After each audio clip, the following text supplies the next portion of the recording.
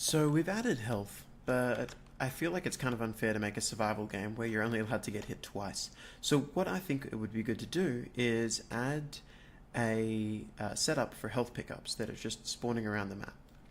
So what I'm going to do is I'm going to add a new blueprint class that's going to be based on an actor, and I'm going to call it KG Health Pickup. Now, we could make a base pickup class that we override to do other things, but since I know exactly what I want in this situation, I'm not going to do a base class. I'm just going to set this up as a health pickup. And for this, what I'm going to do is I'm going to have a sphere component, so sphere collision, that is going to be the root.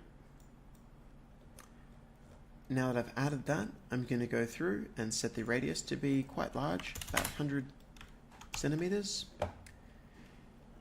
And I'm going to set the collision to be overlap only pawn, because the only thing that should be able to pick these up is the player. So now that we've done that, I'm now going to go and I'm going to cast this actor that it's overlapping to my character base. So if I open this up, we already know that we've got our health variable being stored here. So I'm going to drag off of other actor and type in KG character. And we now have cast a KG character base. Now what I'm going to do here is, before I apply the health, I'm actually just going to do a quick check. And I'm going to say, let's get their health. And let's check if their health is equal to their default health. This means that we don't give them the health pickup if they're already on full health. I need to get the class and then defaults. So on overlap, I'm going to check what the default is for this class, and if this is equal to the current health, we don't want to do anything. But if it's not equal to the current health, then we want to actually give them health. So to do that, what I'm going to do is, so if this is false, I'm going to set their health. So I'm going to say health is equal to the minimum between two things. If I get a reference to their health as well over here, I could drag off of this, but I'm just going to try and keep it neater. I'm going to pick the minimum between two things. Either I'm going to select their maximum health, or I'm going to select their current health plus the additional health that we're giving them. So it's either going to be equal to health plus, let's say that the health gives you 10 health. I'm going to type 10, but then I'm going to promote that to a variable called health offering. So health offering, and the minimum is also going to be set to the class default health. So it's going to pick one of those two options. And the reason being is that if the health plus the health offering is equal to, say, 120, but my max health is normally 100, it's actually going to choose 100 instead of 120. At which point, now that we've done that, I'm going to destroy myself. And that's all it takes for us to have a basic setup. Let's quickly put together a particle system. I think I'm going to base it on one of the existing particle systems to save time. So I'm going to get the current flight effect, which looks like this. And I'm going to set that up to be blue instead. So I'm going to duplicate the flight effects. And I'm going to call this p_health. Let's open that up. I'm going to set the color over life to go from that light blue to instead a 20, 50, 100. So we end up with something more like that, which I think looks quite nice. I'm also going to set the sphere to include the Z axis, so we get something that's a bit more like that. And to be honest, that's really all we need to do. If people see that, they're going to know it's good for you. So health pickup, I'm going to add particle system. So if I go to my viewport, we can now see that that's my health. I'm going to compile and save.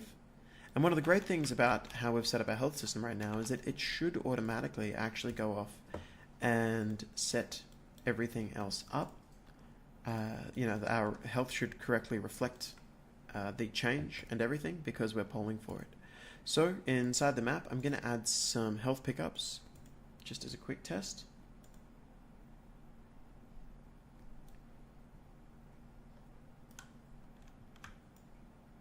Just drag a few of these around the world. Now, initially, I'm going to need someone to hurt me before I can actually pick it up. Because if I overrun them now... Oh! So, that shouldn't have let me pick it up. So it's time for us to go back through our logic and figure out what happened. At the moment, if my health is equal to... so this true should actually be if that is false. That's what it was. Save. So just then I accidentally made health that was only able to be collected when you're at full health. There we go. So now we're fine. Those are set up. I just need someone to hurt me so I can test it.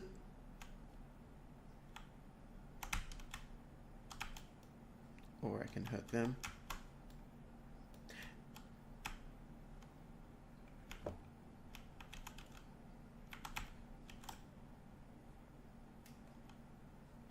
Okay, so now that I've been hurt, let's do a really quick test. If I pick up this, you can see that our health meter grew. Now that we have the health pickups in the game, let's let the AI actually collect them. So to do this, what I'm going to do is open up my AI controller base, and I'm going to move everything across just a bit in my process AI function. And I'm simply going to check one thing before I do anything else.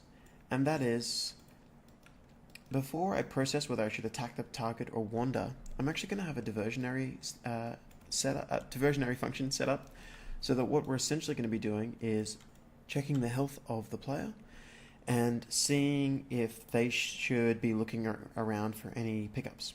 So to do that, I'm going to go process AI, and I'm going to quickly get my controlled pawn.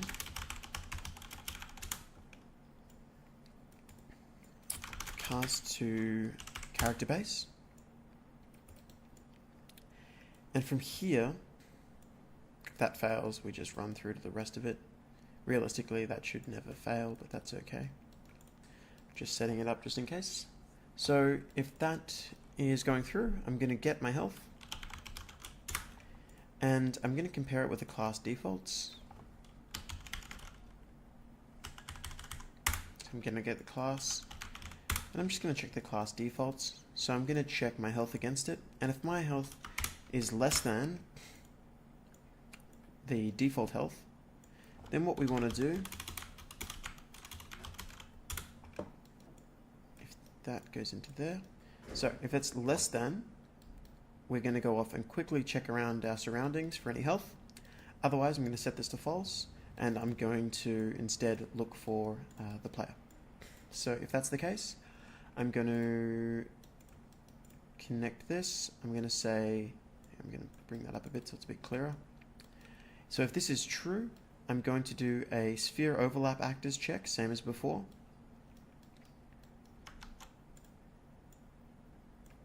Let's plug this in.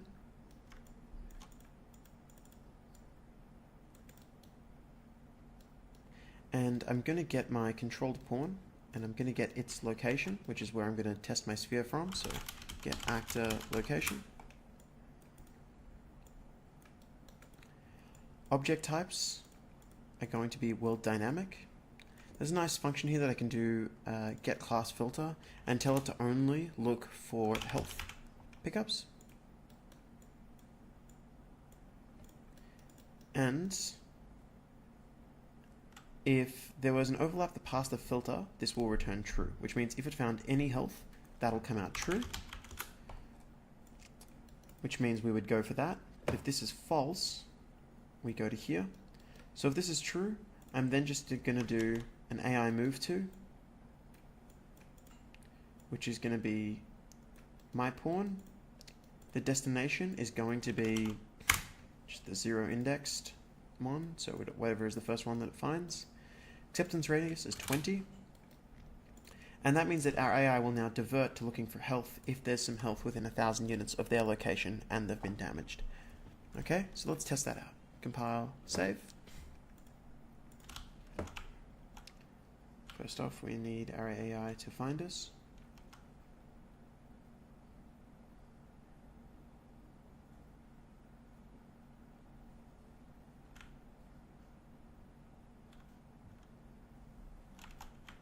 There they are.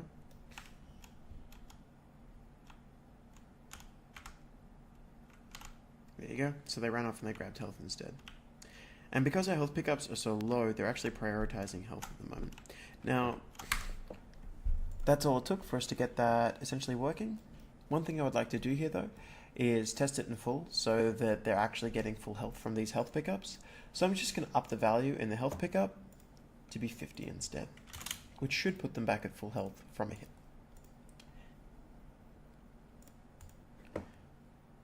So now that that's been bumped up, if I test this out and see if we have any enemies around us.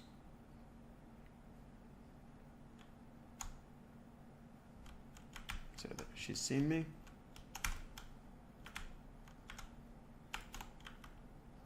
Oh, whoops, probably shouldn't have killed her. Not the point of this project.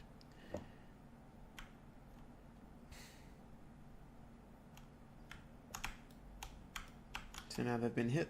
I'm just going to do a very quick test and run them towards health. Another one over here. See how she diverted and grabbed the health instead?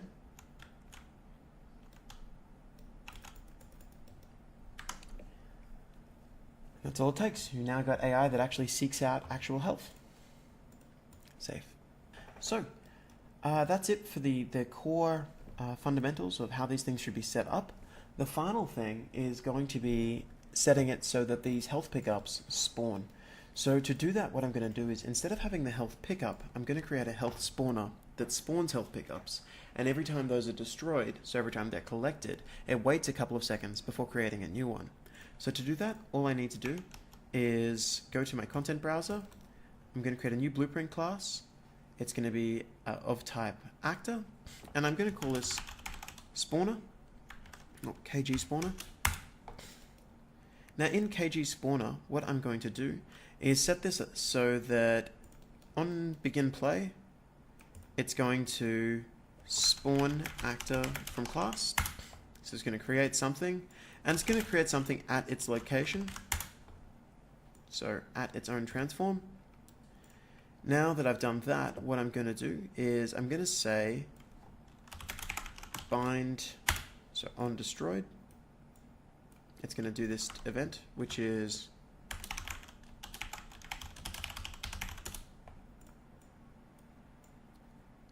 going to be an event that has a delay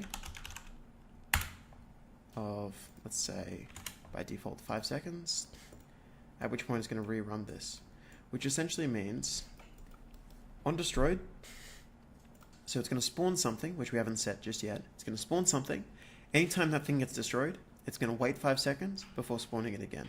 So I'm going to promote this to a variable and call it respawn wait, or delay actually. So we have respawn delay.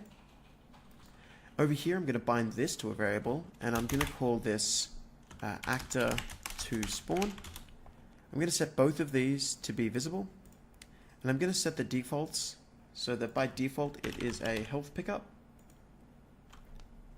and the delay is already set to 5. So I'm just going to have this, I'm going to delete these health pickups now, and instead add the item spawner that we've created. So I'm going to put one there and another one here. Now there's no item there yet. However, if I was to spawn in the world, you'll see that they are actually there now. And all I need to do is now wait for an enemy to come find me, and I can show you what it looks like when they're destroyed and they're recreated.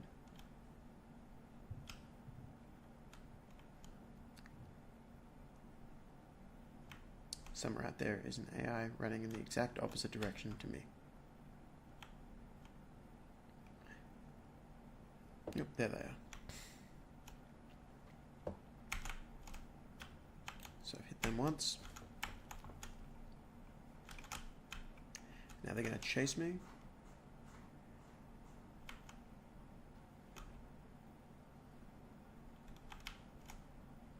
And they collected their AI, and at the very end there you saw it respawning. So we know that that's working. And that's all it takes. You've now got a full respawning, cycling health system in the game. You can add these to wherever you want, and the variables are exposed, so you can change how long it takes for them to respawn in certain areas.